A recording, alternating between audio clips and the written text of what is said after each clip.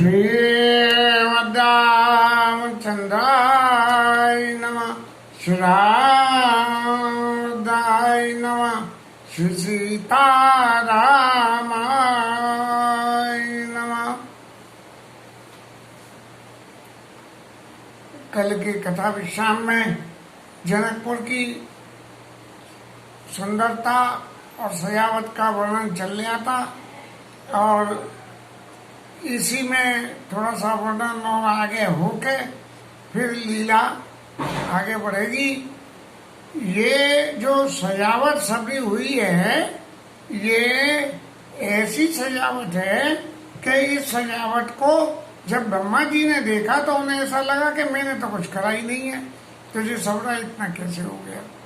सीता मैया भगवान राम की आदि शक्ति हैं और वो जो चाहे जैसी सजावट करवा सकती हैं।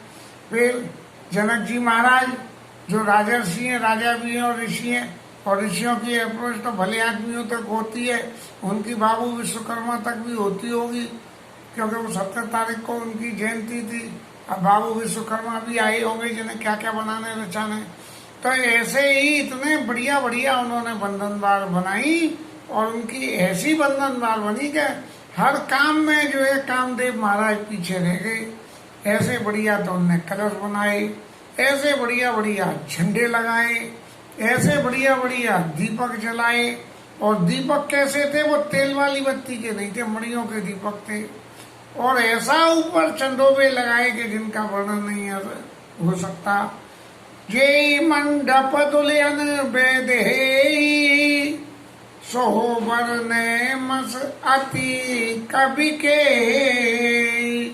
जिस मंडप में सीता जैसी आदि शक्ति जो है दुल्हन बन के बैठी हो, तो उसकी शोभा को तो कौन वर्णन करता है और कर सकता है। दूल्हा राम रूप गुण सागर सो वितान त्यों लोक उजागर। सीता जी दुल्हन और रामचंद्र जी दूल्हा हो, तो उसकी तो जो चाहे उसमें कुछ भी कर लो, उसमें इनके नाम के संग ही शोभा जुड़ जाती है। कोई करोड़पति के जहाँ शादी हो और वो चाहे कैसी भी सजावट कर ले, तो देखने वाले तो सब जो है भाग भाग वाह वाह वाह वाह वाह क्या गुणी गुण सब सजावट में दिखते हैं। जनक भवन के शोभा जैसी ग्रह प्रतिपुर देखी अतैसी। जैसी जनक जी के यहाँ शोभा थी वैसी सब घरों में थी। माने चौतरफाई ये पता ही नहीं लगे कि जनक जी का भवन कौन सा है और बाकी जनता का भवन कौन सा है। जनक और जनता के यहाँ एक सी सजावट। जेहि तेरोत तेई समय निहारी तेई लग लागी भुवन 10 चारी। 3 लोग 14 भुवन छोटे लगने लगे जिसने शोभा को देखा है। और जो संपदा नीच ग्रह स्वा सो विलोक सुर नायक मुआ। इंद्र भगवान जो है बड़े मोहित हो गए कि भैया ऐसी तो हमारे घर भी नहीं है। ये सब जो वर्णन है जनकपुर के, ये सारे वर्णन अतिशयोक्ति अलंकार से सजे हुए वर्णन है। क्योंकि भगवत विषय जब कल्पना होती है तब अतिशयोक्ति ही काम आती है। क्योंकि भगवत चरित्रों के वर्णन उनको सीमा में बांधना हमारे लिए संभव नहीं है। बसई नगर जय लक्ष्य कर कपट नारी बरवे।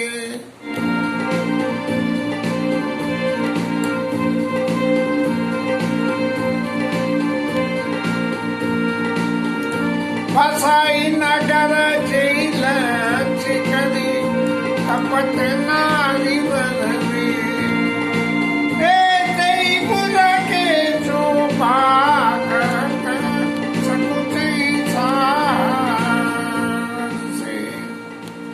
यहाँ साक्षात स्त्री स्वरूप रख के और खुद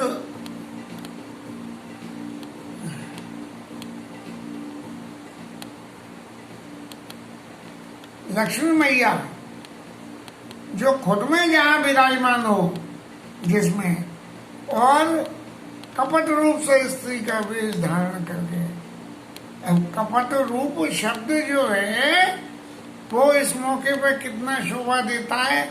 ये मुझे थोड़ा सा ऐसा लगता है कि शायद इसकी जगह कोई दूसरा शब्द होना चाहिए था, कपट नारी। कपट नारी कैसे होता? आदि शक्ति को कोई भी स्वरूप धारण करना कपट कैसा है?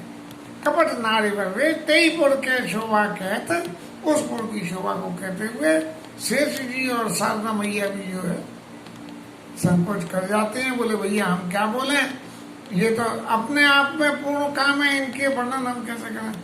पहुंचे दूत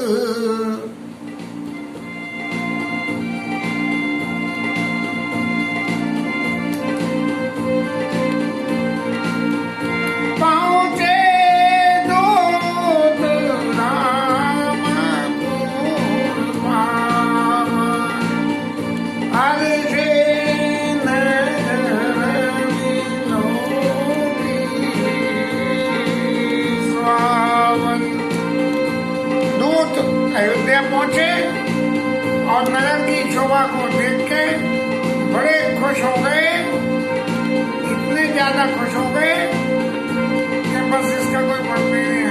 भूप द्वार दिन खबर जनाई, जब दशरथ सुन लिए बुलाई।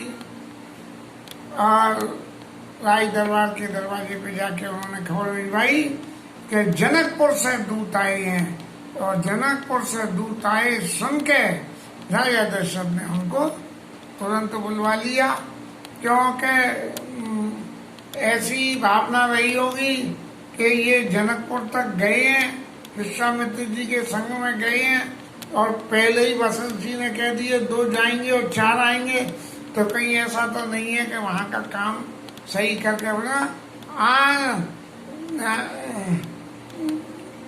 दशरथ नपुंसकों ने लिए बुलाई, उन्होंने कह दी कि आइए जल्दी बुलाइए उन्हें। हाँ, कर प्रणाम तिन पापी दीनी, और मुदित मई आप उठ लीनी। दशरथ जी का सगुन जरूर कुछ बोल लिया होगा, तो उन्होंने खुद ही उठ के और वो चिट्ठी को ले लिया दूतों के हाथ से। जे नहीं है कोई उनका अर्दली आया हो या कोई मंत्री संत्री आया। बार बिलोचन बाचत पाती, और पुलक गात आई भर छाती। जैसे ही भगवान की धनुष यज्ञ की खबर और विवाह संबंधी सूचना मिली, तो उसको बांचते बांचते नेत्रों में अश्रुपात हो गया, और यह ऐसा उलट के आया जैसे समुद्र में तूफान आता हो। राम लखन और करवर चिट्ठी, और रह गए कहत न खाटी मीठी। राम लखन और करवर चिट्ठी, राम चिट्ठी जो थी वो रामचंद्र जी और लक्ष्मण जी के हाथ की थी, या उनके किए हुए कर्म। राम लखन और कर, उन्होंने जो कुछ किया उसकी चिट्ठी थी। रह गए कहत न खाटी मीठी, बस और पढ़ के ऐसे मस्त हुए, ऐसे मस्त हुए कि कोई भैया क्या हुआ बताओ तो सही महाराज, अरे क्या लिखा आया चिट्ठी में। लेकिन न खट्टी बोले न मीठी बोले, और बेटों का ब्याह हो रहा है इस खबर के मारे तो भूले नहीं समा रहे हैं। हमें तो ये सुख नहीं मिला, लेकिन बेटे के विवाह में पिता को जो सुख होता है वो अद्वितीय होता है। खेलत रहे तहाँ सुधि आई, पुनि धर धीर पत्रिका बाँची, हर्षी सभा बात सुनि साची। फिर हृदय में धीरे धारण करके उन्होंने उस पत्रिका को पढ़ा। पत्रिका में क्या क्या लिखा था इसका जिक्र यहाँ कुछ नहीं किया गया है, ये सब साइलेंट है। और खेलत रहे ता सुध पाई, आए भरत सहित हित भाई। शत्रुघ्न जी और भरत जी खेल रहे थे, उन्हें खबर लगी कि भैया वहां तो तुम्हारे भैयाओं के ब्याह हो रहा है, उनकी चिट्ठी आई है, न तो बुलाया आया है, चलो। तो वो जो है तुरंत भागे चले आए और पूछत तिसरे सब चाई, तात कहाँ ते पाती ही आई। उन्हें ये खबर नहीं मिली है जनकपुर से आई है, तो वो अत्यंत स्नेह है और सचाते हुए पूछ रहे हैं कि अरे पिताजी ये पत्री आई कहाँ से, ये नहीं गई कि हमें आधी खबर तो मिल गई है। हाँ। कुशल प्राण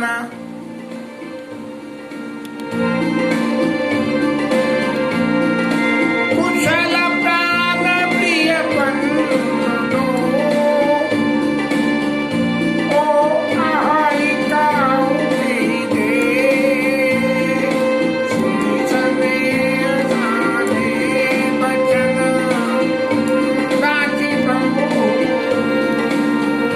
नरेश। अरे हमारे प्राण प्रिय भाई कहाँ हैं और कैसी है, किस देश में। और ऐसे स्नेह के वचनों को देख के और राजा ने फिर पत्रिका पढ़ी।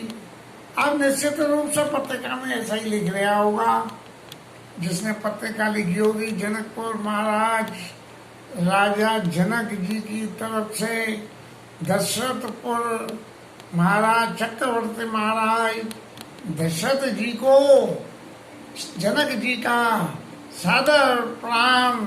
हमें ये सूचना देते हुए बड़ा हर्ष हो रहा है कि हमारे यहाँ के यज्ञ में आपके पुत्रों ने धनुष का भंग करके और हमारी कन्या से विवाह करने के लिए अपनी रजामंदी दी। और इस अमंगल अवसर पे हमारी आपसे करबद्ध प्रार्थनाएं कि आप समस्त परिजनों के साथ हमारे यहाँ पधारें और इस विवाह उत्सव को संपन्न कराने। सुनिपाती पुल के दो भ्राता, और देवरों को तो जो है भाभी आने की बड़ी खुश होती है। अधिक स्नेह समात न गाता, अध प्रीत पुनीत भरत कह देखी, सबगल सभा सुख लहे विशेषी। उसमें भरत जी का आचरण कुछ जरूर निश्चित रूप से ऐसा रहा कि जिसकी उनकी प्रीति को देख के सकल सभा को बहुत सुख हुआ, क्योंकि भरत राम ही की अनुहारी और सहसा लखन सकई नर नारी। एक इतने एक दूसरे के डुप्लीकेट थे स्वभाव में और उसमें, तो कोई सहसा पहचान ही नहीं सकता था कि ये कौन है कौन नहीं है। हाँ, तो ये जो स्थिति थी, तब नब दूत निकट बैठा रे और मधुर मनोहर वचन उचारे। प्रेम की जो पराकाष्ठा होती है उसका दर्शन राजा दशरथ करवा रहे हैं कि दूतों को बुला के अपने पास बिठा लिया। अब कहाँ चक्रवर्ती महाराज और कहाँ राजा जनक के दूत, उनको पास बुला के बिठाया और बड़े मधुर वचन बोले, भैया कहूँ कुशल मेरे बारे। भैया मेरे पुत्र कैसे है, और तुमनी के निजा नयना निहारे। तुमने देखा वो अच्छी तरह से तो है ना, ठीक है, उन्हें कोई किसी तरह की तकलीफ तो नहीं है। जब प्रेम में आदमी को एक ऐसी स्थिति में प्रेम पहुंच जाता है, तब एक ही बात को बार बार कहना चाहता है। हमारे घर में तो ये लीला रोज ही होती है। और आपने अपने आंखों से तुमनी के निज नैन निहारे, तुमने अपनी आंखों से देखा है ना उनको, और फिर उनकी पहचान बताने लगे। पई श्यामल गौर धरे धनुबाता, एक सुंदर, एक श्यामल है, एक गौर है। और वह किशोर कौशिक मुनि सा आधा बालक उम्र है और कौशिक ऋषि के साथ में। आपने देखे? बोले हमारा ही देखे हमने। तो बोले देखे हैं तो फिर कोई बताओ उनके बारे में, कुछ तो बताओ जिससे ये पता लगे कि हाँ तुमने देखे कि वो ही है जो मेरे पुत्र हैं। तो क्या करो, पहचानो तुम कहऊ स्वभाव और प्रेम विवश पुनि पुनि कहराऊ। अरे भैया उन्हें तुम पहचानते हो? तो पहचान की सबसे बड़ी पहचान क्या है कि उनके स्वभाव को बताओ। जब आदमी बिल्कुल अच्छी तरह जानता है, बोले भैया आदमी तो बहुत अच्छे हैं, बहुत जे कुछ करते हैं, लेकिन जब गुस्सा आती है तब बड़ी बुरी बुरी बातें बोल देते हैं। तो ये पहचानो तुम कहो स्वभाव और प्रेम विवश पुनि पुनि कहराऊ। अब जो इस बात को जानता है कि जब गुस्सा आती है तो बुरी बुरी बातें बोल देते हैं, तो इसका मतलब ये अब उनके संग रहा है और उन्हें अच्छी तरह। जा दिन ते मुनि गए लबाई, तब ते आज सांची सुधि पाई। और दूतों ने कह दी कि अरे महाराज हम क्या कहें, आप जो कुछ कह रहे हो सो ठीक है, पहले आप बोल लो जब हम बोलेंगे। तो फिर राजा दशरथ बोलने लगे, कहु विदेय कवन विधि जाने, सुने प्रिय बचन दूत मुस्काने। अरे महाराज, विदेय राजा ने उनको जाना कैसे कि ये दशरथ जी के पुत्र हैं? भाई ये बताओ तो सही, तुम कुछ तो बोलो, तुम तो कुछ बोल ही नहीं रहे हो, मैं ही बोल रहा हूँ और सुनते जा रहे हो। अब दूतों ने जब ये बात सुनी उनके प्रेम की, तो उनकी बात से दूत बहुत खुश हो गए और मुस्कुराने लगे। और मुस्कुराते हुए उन्होंने फिर वही अलंकार युक्त भाषा क्या कही, सुनाओ माई पति मुकुट मणि। हे राजाओं की मणि, आप सुनिए, और तुम सम धन्य न को, आपके समान कोई दूसरा धन्य नहीं है। क्यों? राम लखन जिनके तनय, राम और लक्ष्मण जिनके पुत्र हैं, विश्व विभूषण, ये सारे विश्व की शोभा है।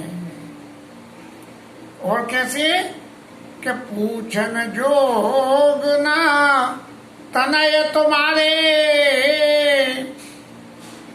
वो कुछ पूछने लायक ही नहीं है। वो तो जैसे चमकता हुआ सूर्य आप ही दिख जाता है, ऐसे ही दिख जाते हैं कि जय होंगे राम लक्ष्मण, धनुष नहीं तोड़ा होगा। और पुरुष सिंह त्रिपुर उजियारे, पुरुषों में सिंह के समान दिखते हैं, बलिष्ठ हैं, और तीनों लोकों में सूर्य के समान उजिता करने वाले हैं। जिनके जस प्रताप के आगे और ससे मलिन रविशी तल लागे, उनका यश तो इतना जबरदस्त है कि उनके आगे चंद्रमा महाराज भी जो है ये लगेंगे तो बेकार है। और सूर्य की जितनी गर्मी है भगवान राम के स्वरूप की गर्मी के आगे वो भी ठंडी लगने लगे। सीय स्वयंवर और भूप अनेका, और समिटे सुबट एक ते का, बड़े बड़े दिग्गज जो है राजा स्वयंवर में इकट्ठे थे, पर किसी ने शंकर जी का धनुष नहीं चढ़ाया और सब हार गए। और फिर जो तीन लोकों में भट्ट वीर कहलाते थे रावण महाराज, वो भी आए, लेकिन वो भी कुछ नहीं कर पाए। शंकर जी के भगत थे तो भी नहीं कर पाए। और फिर जय कौतिक शैल उठावा, जिसमें कौतुक में ही शंकर जी समेत कैलाश पर्वत को उठा दिया था रावण महाराज ने, सोते ही सभा पराव पावा। रावण महाराज भी वहां से हार के चले गए, वो भी नहीं उठाए। ताराम रघुवंश मणि सुनिय महामय पाल, मंजो चाप प्रयास बिनो और जिमी गज पंकज नाल। जहाँ ऐसे ऐसे वीर सब परास्त हो गए, वहाँ आपके पुत्र राम ने और बिना प्रयास के शंकर जी के धनुष का खंडन मंडन कर दिया। जैसे कैसे तोड़ दिया, जैसे कि हाथी कमल की डंडी को तोड़े। कमल की डंडी तो ऐसी होती है कि नेक में कट हो जाती है, हाथी कमल की डंडी को तोड़ देता है, ऐसे उन्होंने तोड़ दिया। अब बेचारे दूतों ने तो वो लीला देखी नहीं होगी कि धनुष तोड़ा किसने है। लेकिन दूत की भाषा इतनी प्रिय थी कि दशरथ जी का मन खुश पे खुश हुआ जा रहा था। बोले कुछ और बताओ। तब उन्होंने कहा, सुने सरोज भगुनायक आए। परशुराम जी महाराज आ गए और फिर उन्होंने खूब आंखें दिखाई। फिर क्या हुआ? देखे राम बल नहीं धन दीना। भगवान राम के बल को देख के आए तो थे लड़ने मरने और दे दिए अपना धनुष। करी बहु विनय के वन वन की ना, उनकी खूब विनय करके और वो भी वन में चले। रामस जाजन रामतुल बल, जैसे तेज निधान लखन पुन तैसे। जैसे भगवान राम बलिष्ठ हैं और लक्ष्मण जी भी उनसे कमती नहीं है बिल्कुल। कम पाई भूप बिलोकत जाके यूं कर लें तो सारे राजा जो है कंपायमान हो जाए। कैसे? जिम गए हर किशोर के ताके, जैसे शेर का बच्चा हाथी के ऊपर हू करे तो हाथी घबरा के भग जाते हैं। देख देवतर बालक दो, अब न आग तरावत को। महाराज ज्यादा तो हम क्या कहें, बस इतना ही कह सकते हैं कि आपके दोनों बालकों को देख के अब हमारे नेत्रों को दूसरा कोई भी देखना अच्छा ही नहीं लगता है। कोई दूसरा देखना समझ में ही नहीं आता है कि हम किसी दूसरे को देखें। इतनी सुंदर मूर्ति है, इतनी सुंदर जोड़ी है, इतने बलिष्ठ हैं, इतने शीतल हैं कि हम क्या कहें। सुन दूत वचन रचना प्रिय लागी, प्रेम प्रताप वीर रस पागी। इतनी अच्छी लगी दूतों की वचना। कैसी लगी? कि प्रेम से सनी हुई, प्रताप से सनी हुई, राम जी के प्रताप से और राम जी के प्रेम से और वीर रस से। कि जब उन्होंने परशुराम जी के सामने अपना डंडा ठोक दिया तो सुनो भगनाथ को आस सोबत जय भयवश नावई मात। अरे हम किसी से ऐसे डरने वाले थोड़े ही हैं जो आप कह रहे हम आपके ब्राह्मण जान के वंदना कर रहे हैं। तो ये वीर रस जो पागी उनकी बात थी, उस बात से सभा समेत राहु अनुरागी, पूरी सभा समेत सबरे अवधपुर के मंत्री संतरी कंत्री धंत्री सब लोग ऐसे अनुराग और प्रेम से भर गए कि वाह महाराज क्या आनंद आए पुत्रों की जो है राजकुमारों की कथानक को सुन के।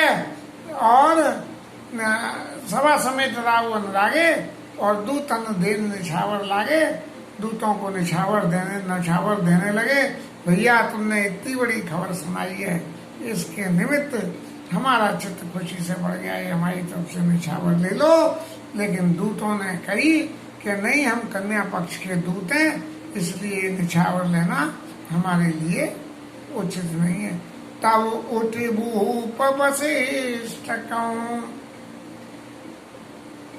दीन पत्र का जाय, और कथा सुनाई गुरु सब सादर दूत बुलाई। फिर महाराज गुरु जी के पास गए।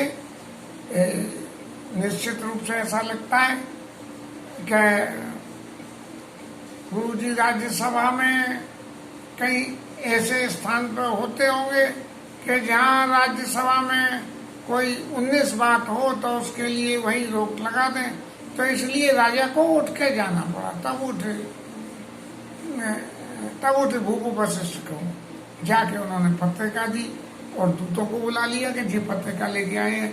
लेकिन जो सारी लीला थी वो अपने ही आप ही वर्णन करी, दूतों को कुछ नहीं कहने दी। इस अतिशय प्रेम के निमंत्रण की भाषा को जो अनुभव करे सो जाने। ये भगवान राम के प्रति जो स्नेह है, ये दूतों को भी बांध लिया, दशरथ जी को बांध लिया, जनक जी को बांध लिया, सुनैना जी को बांध लिया। सब लोग उनके स्नेह से ऐसे बंध गए। और इस स्नेह के आगे की चर्चा कल करेंगे। तब तक विश्राम, हरिनाम कीर्तन।